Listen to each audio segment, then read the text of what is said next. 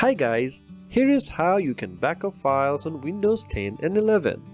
Now, we are showing the video for Windows 10, but it works exactly the same on 11 too. Anyway, go to the Start menu and go to Settings or type Settings.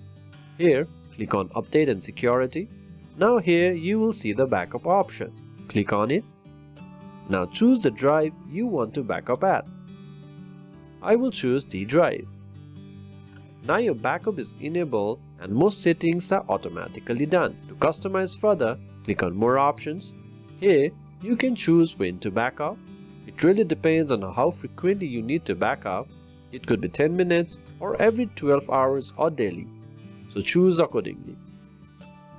And on Keep My Backups, you can choose what you like. It also depends on the space available on your disk. I would choose until this space is needed. So choose as per your requirements. And you can also choose to backup specific folders. Click on Add a Folder and choose the specific folder, probably the one you mostly work with.